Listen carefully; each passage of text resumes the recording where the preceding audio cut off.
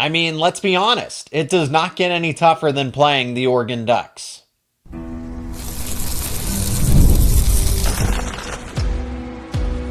You are Locked On Nittany Lions, your daily podcast on the Penn State Nittany Lions. Part of the Locked On Podcast Network, your team every day.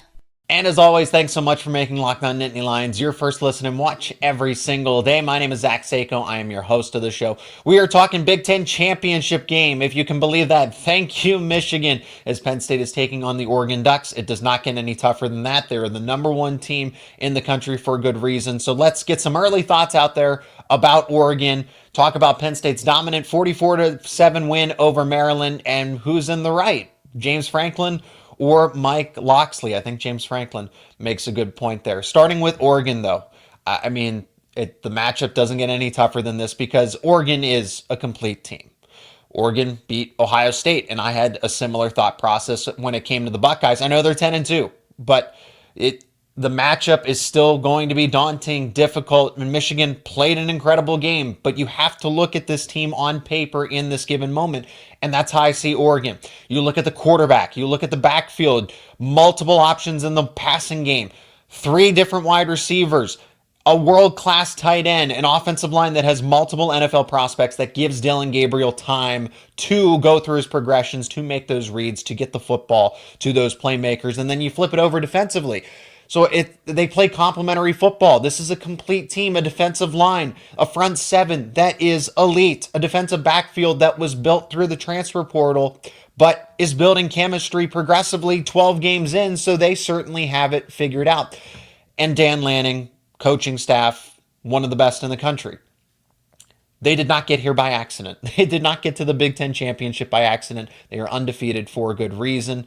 And they got so much better down the stretch of the season because I thought, Oregon struggling with Idaho, Boise State, and then they beat Ohio State by 1 point. That second half of the season, I know there's a Wisconsin game in there, but they were missing a key player in a Tez Johnson in that game. And now he's back. He's one of those playmakers on offense. But this team, this offense specifically, starts and ends with Dillon Gabriel. Well-seasoned, well-traveled. Dillon Gabriel does a lot of things well. He's a veteran of the game. He is a great college quarterback. Now, he'd be in the pros if he was NFL type of talent. But for college, he's going to be one of the best college quarterbacks ever. And he's going to go down in the record books. He just broke the all-time NCAA passing TDs record. He had a lot of games played to be able to do that, but his name is still at the top there. Does not turn the football over. He's efficient. He knows where to complete the football, and he has weapons to do that. But I do want to go to the backfield because he has a running back that helps take away some of that pressure. He has 2 running backs for what it's worth, but we know that Jordan James is the better running back here. Jordan James, over 1,000 yards, double-digit rushing touchdowns on the season, averaging over 5.5 yards per carry. I mean, that's one of the best running backs in the country there and certainly has a future in the NFL. Noah Whittington, backup running back, but certainly does not play to the same kind of caliber that Jordan James does. But it's the wide receivers. Everybody's going to be interested in the passing game of Oregon. It's the fact that Tez Johnson is an elite playmaker. And then they went out and they got an Evan Stewart in the transfer portal from Texas A&M, somebody that Penn State was targeting in their own right. And Tez Johnson has not played a full schedule, but he is still the leading wide receiver, 64 receptions, 649 yards, 8 touchdowns to go along with it. And it was 50-50. Was he going to be back in time for the Big Ten championship? Were they going to hold him out against Washington? He played against Washington, 3 receptions, 36 yards, and a touchdown. So he is back, getting his feet underneath of him again. And I think he'll be better adjusted for that Big Ten championship game because he played against Washington. And then there's Trayshawn Holden as well. So he has options. It's comparable to Ohio State, where they had, in retrospect to the matchup against Penn State, Michigan did its job, knocked Ohio State out of the Big Ten championship, and now Penn State is here. But you can still compare these teams when you look at them. Ohio State has multiple options in the wide receiver room to go to, whether that was a Carnell Tate or a Jeremiah Smith or a Mecca Egbuka. Same thing with Oregon here. How does Penn State cover all 3 at the same time? Tez Johnson, okay, AJ Harris versus Tez Johnson. That is going to be a difficult matchup for AJ Harris, probably the most difficult of the season. And that it's going to be 50-50. Now, the way that AJ Harris played against Minnesota doesn't give you a lot of confidence there. But then what about Evan Stewart? What about Trayshawn Holden? And honestly, someone who I think could be a matchup problem for Penn State, honestly, is Terrence Ferguson, who just set a touchdown record, a receiving touchdown record for Oregon specifically. He has 31 catches, 442 yards this season. Ferguson could be a matchup problem for Penn State. I don't know what I do know what linebacker is going to have to cover him. That's Tony Rojas, but Tony Rojas, for the most part, has been a liability more often than not in pass coverage. And then you're going up against a senior tight end that is a receiving nightmare for defenses. Then you have an offensive line that at its times has not played at its best. That's the matchup that I look at. So I know that I'm giving a lot of props to Oregon here, and I'm not trying to say that, oh, Oregon's going to dominate Penn State, but you have to look at all of the things to account for in this matchup against. But these are my early initial thoughts on Oregon. This is the number one team in the country. They're the best team in the country, and they have the players to back it up. But I do look at that offensive line for Oregon versus Penn State's defensive line. Abdul Carter is becoming, and I guess I'm jumping to here because that was one of my takeaways from the Maryland game. Tyler Warren's the best tight end in the country. Abdul Carter's the best defensive end in the country. So I look at that matchup of a Josh Cornerly Jr. against Abdul Carter, where Cornerly Jr. has been probably the best overall offensive lineman for Oregon, but Abdul Carter's just been a game wrecker on the other side for Penn State. And as much credit, as much attention as the Oregon offense is going to get, this is a defensive team, actually, if you can believe that. This is a defensive team. An Oregon team that Dan Lanning has changed this team because this is not your traditional Pac-12 holdover. I would say that USC and UCLA and Washington still have those Pac-12 traits where they don't play a lot of defense. They're not physical. And Dan Lanning actually brought that with him from his time at the SEC. So this is a defensive team before it's an offensive team, if you can believe. They're complementary football. This is a complete team. They're elite on offense and they're elite on defense. But if I had to pick the better of the two groups, I'd honestly say it's the defense. It's the defense, and that front four is going to be an issue for Penn State's offensive line. Penn State's offensive line has not been relatively challenged this season, other than Ohio State, and they lost that game. So then you get to now Oregon, and Oregon very well might have a better defensive line than Ohio State.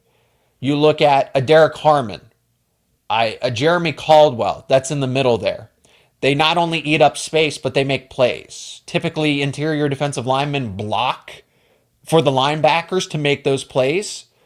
But in the case of Harmon and Caldwell here, they do both. They take up space, they take up double teams, and they still make plays. That's the matchup that you need to have circled. Penn State's interior offensive line versus these two guys on Oregon's defensive line. And then when you look at the linebackers, Bryce Betcher, who was a baseball player at Oregon and then walked on for the football team, and now he's casually the leading tackler. Jeffrey Bassa, these guys are veterans of the game. They are disruptive on defense as well. And then this defensive backfield was intriguing because there were question marks around this secondary. And they've certainly exceeded expectations. I mean, expectations were going to be high, but when you bring in transfers across the board, whether that's Kobe Savage or Jabbar Muhammad and Brandon Johnson, and all these guys had stops at other Power 4 schools along the way, transferring in from Duke, Kansas State, etc. These guys have gelled and now complete the defense here. So that's Oregon in a nutshell. This is a team that can win a lot of different ways, kind of like Penn State, not kind of like Penn State. Penn State has found a bunch of different ways to win. Oregon, same thing. They can win in a shootout. They can win in a defensive struggle. They can win in a coaching chess battle. It doesn't matter. I mean, and that's why great teams are great. Elite teams are elite for that reason. And this is the toughest test to date for Penn State Neutral site, it helps. It helps. It's better than playing at Oregon, but still doesn't get any tougher than this.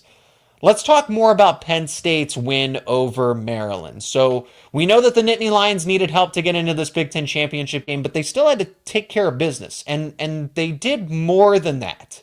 Abdul Carter is playing out of his mind. Let's talk about some of the key performances for Penn State on the other side of this break. And today's show is brought to you by FanDuel. Get ready to tackle the NFL action with FanDuel, America's #1 sportsbook, because right now new customers can bet just $5 and you'll get $150 in bonus bets if you win. The FanDuel Sportsbook app gives you everything you need to place live bets on the NFL all in one place. So when you get a hunch in the middle of the game, you can check out the latest stats, view live play-by-play, and so much more. And it's all on the same page where you place your bets. Just visit FanDuel.com to join today. And if we look over at FanDuel, we can see the lines for Penn State versus Oregon in the Big Ten championship game. Oregon has opened up as the 3.5-point favorite. Penn State is the underdog here. Oregon is minus 166 on the money line, plus 138 for the Nittany Lions. The total is set at 50.5. If you like those lines, you can bet them over at FanDuel right now. And remember, you will get started with $150 in bonus bets if you win your first $5 bet. Just visit FanDuel.com. Again, that is FanDuel, America's #1 sportsbook. Let's jump back into Penn State versus Maryland and talk about Abdul Carter. Abdul Carter is playing out of his mind.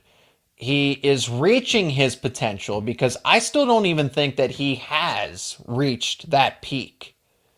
He is playing like the best defensive end in the country.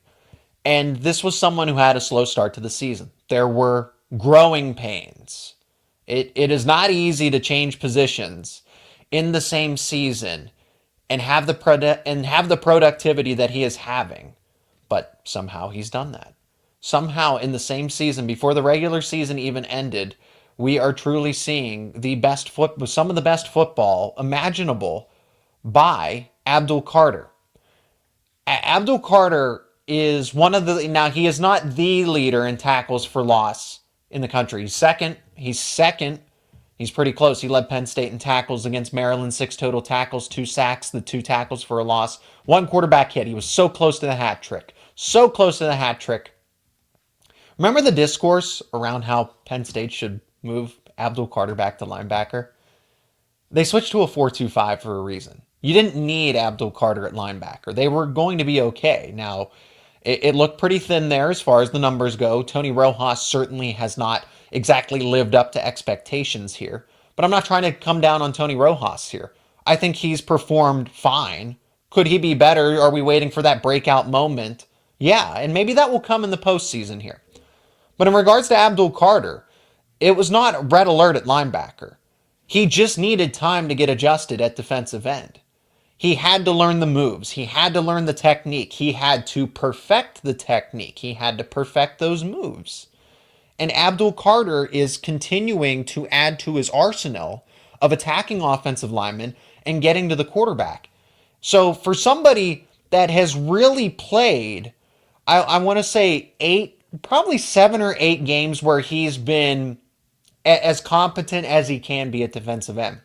In that second half of the season, we talked about it on this show, how the second half of the season would be so great for Abdul Carter because he would start to settle in.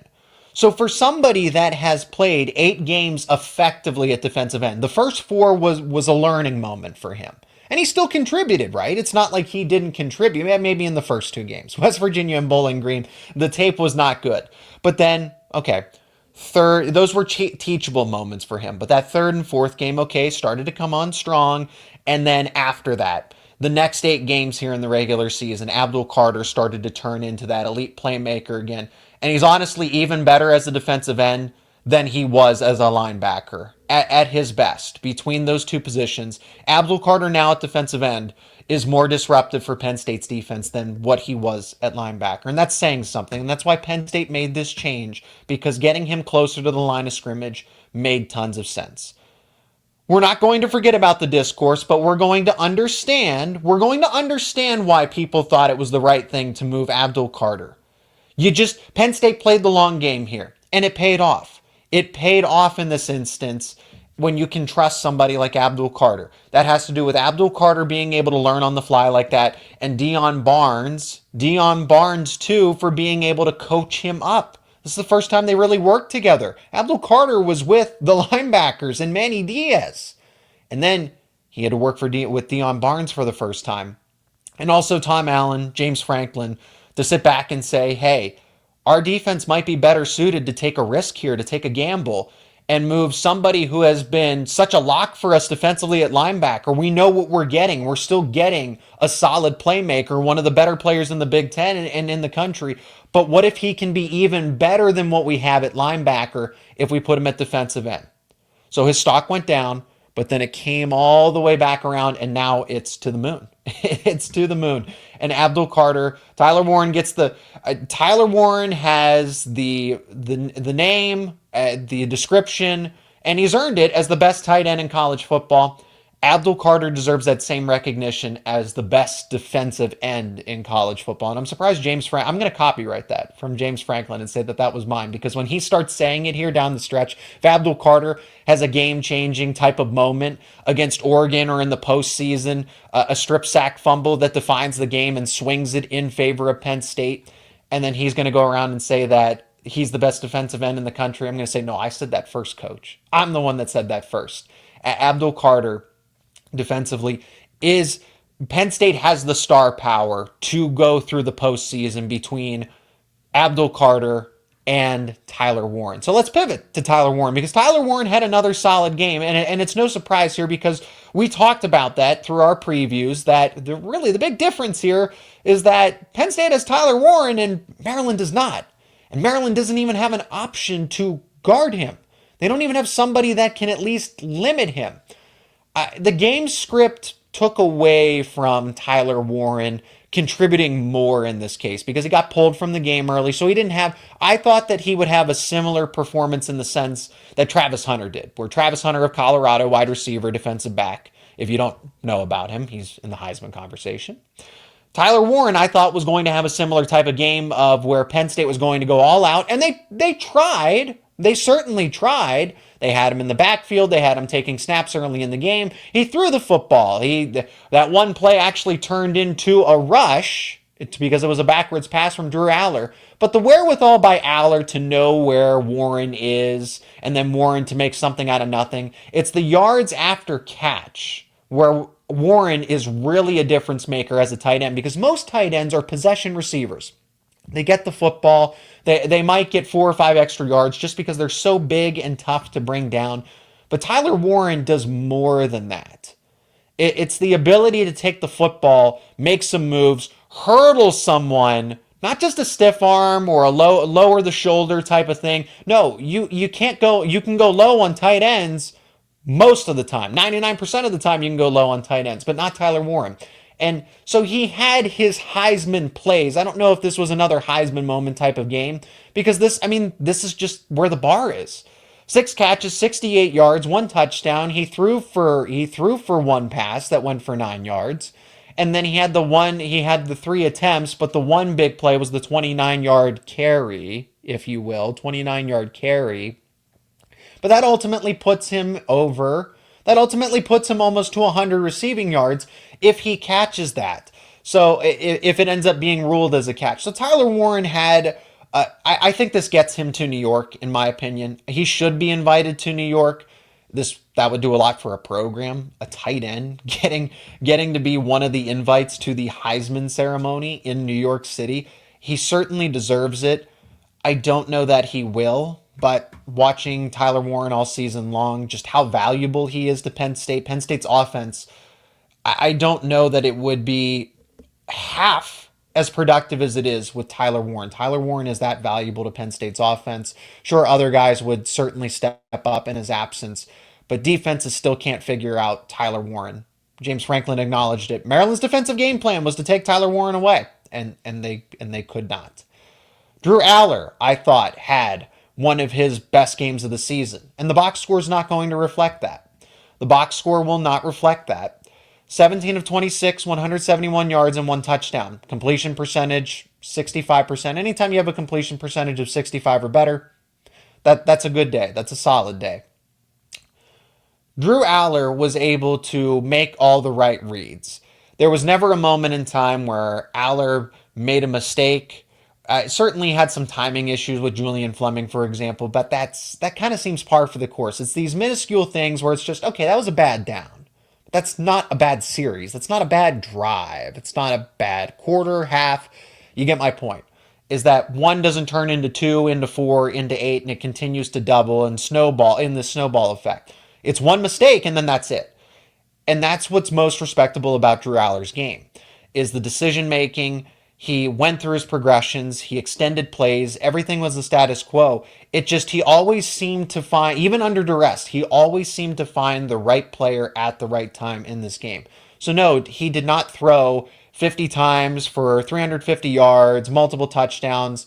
But I look at no turnovers. I look at the fact that Penn State nearly averaged 10 yards per completion, 9.7 to be exact, but nearly 10 yards per completion is respectable as well. Allar doing things with his legs again. Like I said, extending plays. No, he made the right decision every single time. Even if he missed and had a bad throw, it was still the right decision, seriously. In terms of decision making, perfect, 100%. No complaints here. And like I said, it goes back to the point of, I thought this was one of Drew Allar's best games from the season. Overall, all 12 regular season games, Allar, one of Allar's best performances. Not to the point of USC, because he pulled the team from behind, helped save that game, helped lead them to a win on the road. So it didn't have those kinds of implications, but Allar, under the circumstances, still played a near perfect game against Maryland. No matter what Maryland did, Drew Allar seemed to always have an answer for it. Still talking Penn State versus Maryland. Promise that we're going to talk about the Franklin Locksley. Is Franklin running up the score? Is he wrong for that? And Locksley has a reason to be mad. Well, Locksley can be mad all he wants. I do also want to talk about the ground game, because it is a concern for Penn State down the stretch here. But fortunately, Nicholas Singleton is starting to get back to 100%, and he certainly looked like that against Maryland. We'll talk about it more on the other side of this break. And today's episode is also brought to you by Game Time. You got to download the Game Time app, because buying tickets to your favorite events should not be stressful. Game Time has a new feature called Game Time Picks, and that makes getting tickets to see your favorite teams play live even easier than before. Game Time Picks filters out all the fluff to show you only incredible deals on great seats, so you don't have to waste time searching through thousands and thousands of tickets. Let's go to Game Time and look at the tickets for, yes, the Big Ten championship game. You can go to the Game Time app, or go to gametime.co, which I have pulled up in front of me, and I have all the top deals on Game Time for Penn State versus Oregon at Lucas Oil Stadium in Indianapolis. Super deal, right up top, super deal. The field end zone, section 127, row 9, all in pricing, so no surprise fees at checkout. $176 for a Big Ten championship game. Fees included, $176 per ticket. Another amazing deal. Section 615, so it's a little higher up. Row 7, all in pricing, $90. That's an amazing deal on Game Time. You can take the guesswork out of buying tickets with Game Time. Download the Game Time app, create an account, and use promo code LOCKEDONCollege for $20 off your first purchase. Terms apply. Again, create that account. Use promo code LOCKEDONCollege for $20 off your first purchase. Download Game Time today. Last minute tickets, lowest price guaranteed. Nicholas Singleton is getting back to his true form. He's getting there. He's getting there, right? Because we all saw the plays where he started to turn the corner. The outside running game is there. Interior, I don't know, and I worry about that aspect. Can Penn State run up the middle? Is Penn State going to be able to run between the tackles against Oregon? I'm pessimistic about that. But because Singleton is getting back to 100%, and he's starting to get his footing again, and he's so close. I would say he's at 90-95%, because he is missing that burst step. That step where he turns the corner, because the Maryland defender got him, I think, a few times. It was 2 or 3 select times where the Singleton of old turns the corner and makes that a house call, but instead it's a fairly good gain, 10, 15, 20 yards. But Singleton is getting back to full strength, and that couldn't be a better break for Penn State at this point in the season when guys are getting banged up left and right, and you lose Alonzo Ford, you lose KJ Winston early in the season. You're just not at 100%, and no team is. But when one of your superstars is banged up in the middle of the season and progressively gets better and is honestly back to his best form at the end of the season, that is a massive break for Penn State. And the way that he's doing it too, because Singleton has become such a dynamic playmaker. And I think that moment in the middle of the season for Singleton, the fact that he was able to develop a little bit as a receiver. Kaytron Allen takes a bulk of those carries, and they're splitting the workload here, but we see a difference in production.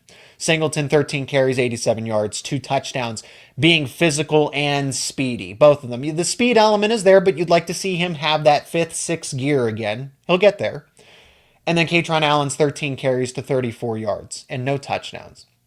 But it's in the passing game where Singleton, 3 catches, 17 yards in this game. But honestly, when throughout the middle of the season when he wasn't playing, he was playing about 60%. He was still used as a receiving back. And it's that element of his game now where he can stay in and block and pass protection. We know what he's capable of as a running back, but now is another option out of the backfield. Now is a capable receiver. If Andy Kotelnicki really wants to, he can line him up out wide, put him in the slot. Are any of Oregon's linebackers really prepared for that? So Nicholas Singleton is now your true all-purpose running back. And that's, to see him grow into that role is, you can use a lot of different words to describe it, but it's so valuable for Penn State because it just gives you another dynamic playmaker that is not boxed into one thing. Singleton can handle the workload. We saw that Kaytron Allen, when he had to pick up the slack with a banged-up Singleton, he can handle the workload. But now we're seeing it really start to favor Singleton here, and that's okay. Win by any means necessary. If Singleton needs to take on 75% of the reps, 75% of the production, and Kaytron Allen kind of becomes that change of pace back, if you will, so be it. So be it if that's the way Penn State's ground game needs to roll. I still have my concerns about it, but it's not because of Singleton and Allen. It has to do with the offensive line. It does, and it's always been that way. I've never looked at Singleton and Allen this season and said, well, they're the issue with the lack of the ground game. It starts up front, and the offensive line does not give me a lot of confidence against Oregon's front seven. Maybe they'll have a good day, but the results have shown that Penn State does struggle. Good in pass protection, they struggle. And they've struggled against inferior front sevens. This is an elite Oregon front seven, so we'll see how that matchup unfolds. But I'll say this, it does not favor Penn State's offensive line when it comes to run blocking and trying to open lanes for both Singleton and Allen. Now we'll finish up the show with this. Who's right? James Franklin or Mike Locksley? For anybody that missed the exchange, there was a long handshake, and Mike Locksley just let James Franklin know kindly, right, that he was not happy with the fact that Penn State scored a final touchdown. I'll tell you who is happy. Tyser Denmark, who caught his first career touchdown. Congratulations to the true freshman.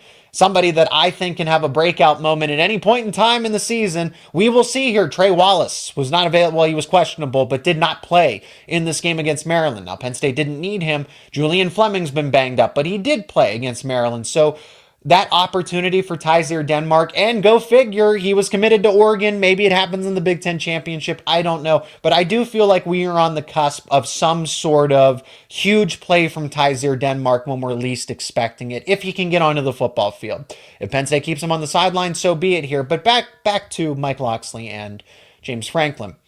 James had a very passionate answer at the end of the press conference. He was asked about it specifically. Glad he was. And Mike Locksley said it was, without disclosing the obviously expletive, it was BS. It was wrong. So Locksley is upset that James Franklin ran up the score, right? Penn State and James Franklin are notorious for that. They always run up the score. Franklin brings up a good point here. Brings up a lot of good points. Yes, I'm going to agree with him because he's right. It has nothing to do with the fact that this is a Penn State podcast and he's the Penn State head coach. This is a new age of college football. Transfer portal, NIL, Also, stop the play. If you don't want the score ran up against you, why not stop the play? James Franklin pointed it out. Your first and second string players are still in the game. Mostly your ones, your starters. You're trying to score to make this a more respectable deficit. You're trying to prevent Penn State's third and fourth string offense, granted second string quarterback in Bo Prabula, but offensive line, skilled players, wide receivers, running backs are all third and fourth string. That tells you a lot about Penn State, that Penn State's depth is better than Maryland's starting unit. We don't need to talk about that any further. But these are veterans on the team. Shouldn't they be capable of stopping a bunch of backups, true freshmen? That's how you keep the score from being run up on you. You stop them from scoring. And in this day and age of college football, where the point that James Franklin hit home for me was the fact that, okay, these guys are playing football and deserve to play football. So you're just going to put the backups in just to kneel the football and drain the clock? No, they go into the game to get game reps and play football because they go to the same amount of practices. They take in the same amount of reps as the starters do. You mean to tell me that, what, they're supposed to just go in the game and just run out the clock, get a couple carries, and then Bo Prabula kneels the football, and then that's it? What's the point of being on the team?